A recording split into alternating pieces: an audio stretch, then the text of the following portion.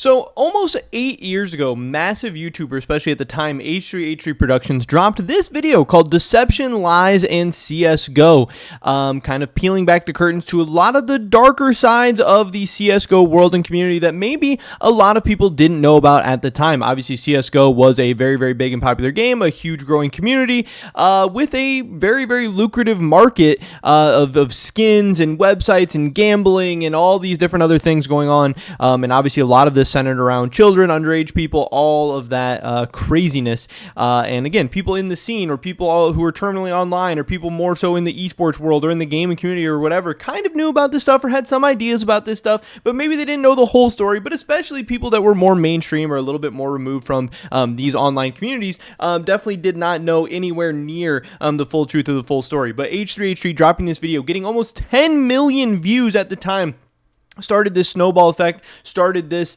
kind of wave of CSGO getting so much negative publicity and negative headlines and all these different things. And it really started an era of craziness and kind of, just a lot of chaos going on. But obviously, CS and CSGO and now CS2 got through this whole situation. Maybe things are still not perfect. Maybe things are still very, very, very flawed. But the game, the community, the markets, everything has grown since then. This was not a death sentence. This was not the end of CS2 or CSGO or whatever, but it was a very crazy and chaotic time, and people are worried about something just like this happening once again. So in this video today, we have a story just like this and a couple of other crazy ones to go over and talk about, and just kind of warn you guys that we might be headed into another area or another era of a lot of craziness, chaos, uncertainty, doubt, FUD, all of that stuff. So what I am talking about is a recent tweet from Coffeezilla at CoffeeBreakYT, where he tweeted out Counter-Strike gambling and then envelope with downwards arrow above. Gambling addicts, Valve devs, casino operators, influencers, I want to talk to everyone.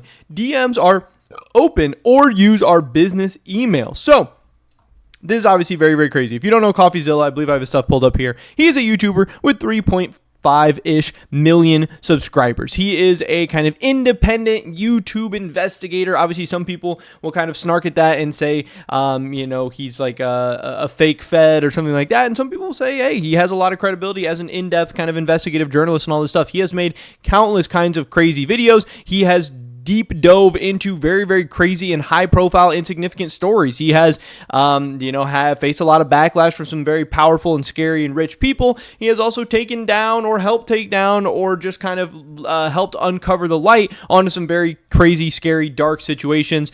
He has covered some CS stuff in the past, so he's not totally unfamiliar with the CS scene. You can see right here he stole 40 million, he got caught. This is about the Aiden Platursky, I believe his name is, situation and story. I've actually made a video about this, but he has all kinds of different stuff from Logan Paul to Rubet. He's talked about, I believe, like Steve Will Do It and stuff like that. He has Cryptos Do stuff. He has he's probably talked about like Andrew Tate and stuff. He has I Show Speed. He's got the SBF stuff. He's got YouTube drama. He is very, very connected to both the real world financial craziness and markets and all that stuff, but also the online communities and YouTube and gaming and all that stuff. He is a YouTuber at the end of the day. But yes, he does do very, obviously, depending on who you ask, he does very great investigative journalism work.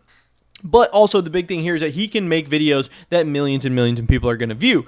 So this is a little bit scary for some people in the CS2 community, especially depending on who you ask. Obviously, people who have a lot of money tied up in these markets, they want, I'm sure, what's best at the end of the day. They don't want gambling addicts to be losing all their money. They don't want these shady offshore gambling sites to be making a ton of money, but they also don't want their markets and their investments to crash down to zero. They don't want the CS community. They don't want CS investing. They don't want CS skins torn down to zero. So there is a little bit of uncertainty here and people are getting a little bit worried. But also at the end of the day, I do personally believe that even if we go through some short-term or even medium-term turmoil or drama or whatever, and the markets do crash down and dip down, I still think in the long term, removing the bad eggs, removing the bad seeds, and figuring out how to work through that is going to make for healthier, more sustainable, more stable markets in the long term. So I think it could honestly be a good thing potentially, again, depending on how this plays out and depending on how Valve answers. Now, there is some different stuff going on here. People are saying, hey, presumably you're looking into this because of what happened at the major, obviously with like people storming the stage and all that crazy stuff. I don't want to necessarily give those people too much clout or whatever, but with that in mind, do not give people like Monarch the attention they're looking for to validate their delusions. I think that's a huge part in all this. They're not acting in good faith and should not be trusted as reliable sources. So yeah, I don't know. Obviously, I bet he's going to talk to Empire, Monarch, or whoever, but yeah, I hope he understands exactly the kind of scope of what exactly is going on, and I'm sure he will. I think he, for the most part, does a good job. This guy says contact Dab Master Daniel, which is just absolutely hilarious. That's very funny if you know what's going on there. This guy said key people to talk to are going to be Richard Lewis and I don't know how to say this guy's name, Yef.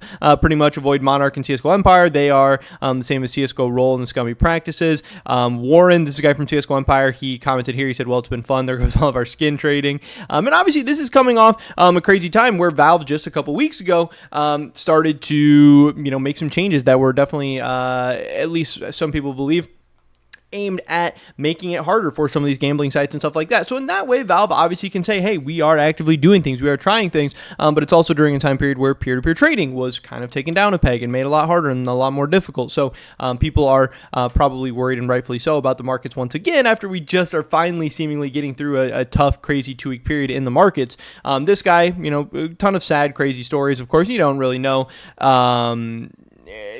what's true and what's not. Obviously, you can type out. I could literally type up any tweet on the internet right now. But this guy said, I lost over 1 million euro between the ages of 13 and 19 on CSGO websites and unregulated crypto casinos. He. Not joking, by the way. Glad to be able to laugh it off now. Lesson learned, which is obviously a pretty crazy statement. But yeah, we will have to see what comes of this Coffeezilla video or investigation, or if he even comes up with anything. I know on Reddit, this is a CSGO market forum. They said PSA and investigative YouTubers looking into CS gambling. Seems like Coffeezilla, a solo investigator related to financial scams and fraud, is looking into the CS gambling scene. It is possible this may lead into a large scandal, a la H3H3 Richard Lewis exposed videos on CSGO Lotto way back when. He has a good amount of impact on cases and has successfully led to genuine arrests through his work. This may lead to new rules related to trading being enacted.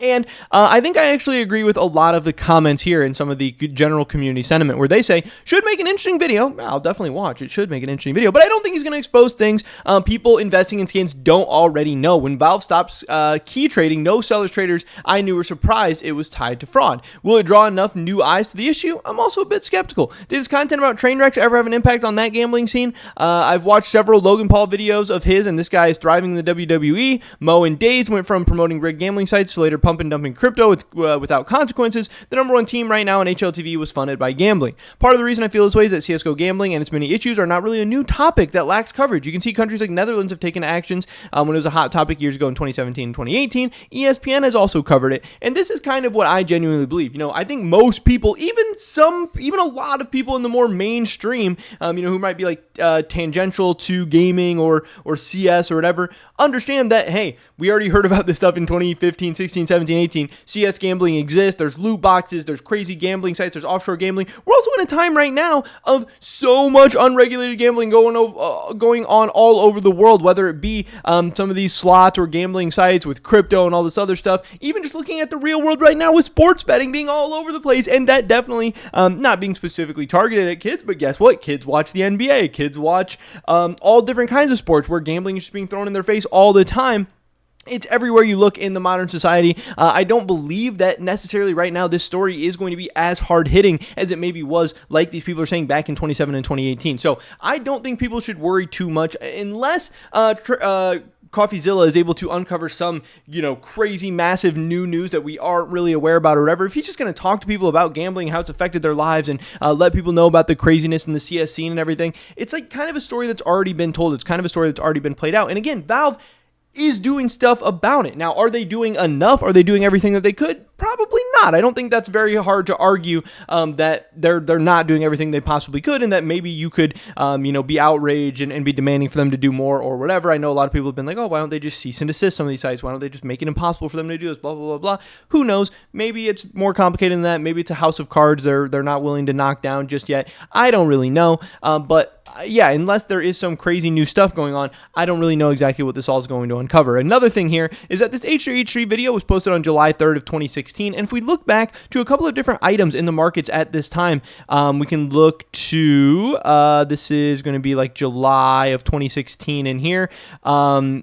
The markets didn't really crash because of any of this H3 stuff. This is AK-47 Redline. You can see here, this is like May of 2016. We're at like $17. And then in August of 2016, we're at like, $16.30. We're close to $17 right there. Like, this didn't create an immediate crash. And again, if you zoom out and look at the lifetime graphs, this obviously has not had a big impact where things have just kind of continually grown over the past couple of years. This didn't stop CS. This didn't destroy the markets. This didn't destroy trading or anything like that. We can also look, what was the date again? July of 2016 is going to be right in here. We can see that for the cases and stuff, there was definitely no kind of drop off at any point during July. And then again, by October, prices were already higher than they were in July. So again, even if Coffeezilla does drop some kind of thing, if Valve does have to make some kind of changes or whatever, it doesn't even necessarily directly have an immediate or lasting or long-term impact on the markets. And again, if you sold out or panicked during this time, you've missed out on a really, really awesome 7 or 8 years of crazy gains in the markets, and I believe that's something that could happen again. Now, one thing that I do think could be very, very interesting from this whole situation, and something that I do think is actually worth looking more into and diving into and actually uncovering, that people were also talking about on Reddit was, talking about this guy, this Yef Hungangne. I don't know how you say this guy's name.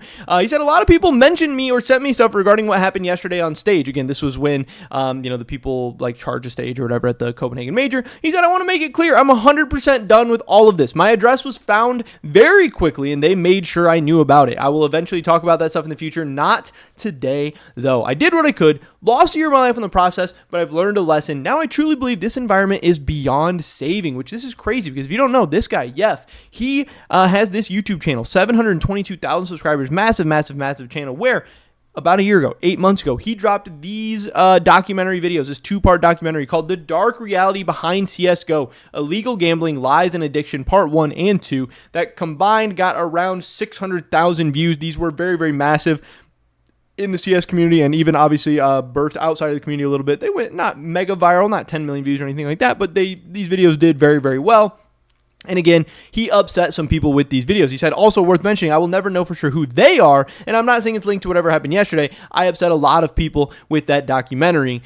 So again, there is a lot of shady, scary, powerful, rich people that are tied to all different kinds of these CSGO gambling websites and have so much money in these CS markets and have so much incentive to keep people quiet and to keep people from uncovering a lot of the crazy stuff that they are doing. But yeah, I don't know if Coffeezilla dove more into this about people kind of threatening and doxing people who try to uncover the light, or if Coffeezilla is able to do more in this regard. I actually think there is some very, very big and real opportunity here. But again, this would not necessarily be a bad thing for the markets. Yes, Valve might have to make some changes. Yes, it could be some short-term turmoil or some short-term speed bumps or whatever. But in the long run, cleaning some of this stuff up and clearing some of this stuff up could be a very, very good thing and actually end up being very healthy for the markets. But yeah, this was not something that I was really familiar with. I never really came across these tweets. This is some very crazy, very scary stuff. And this is something that I would definitely like to learn a lot more about, but it's very crazy. And it's also sad and disheartening that a guy who put so much time and effort into trying to help out the community and uncover some of this stuff is now saying he truly believes this environment is beyond saving and, was kind of threatened or whatever, allegedly, by some of these people, which is just crazy, sad, and scary at the end of the day. But yes, Coffeezilla does appear to be diving into the CSGO gambling, whatever world. And it's going to be very interesting to see what comes up with this. It could be a couple weeks, could be a couple months, who knows? This is definitely something to keep an eye on. But that's pretty much it for this video today, guys. Hopefully catch you in the next one. Until then, peace.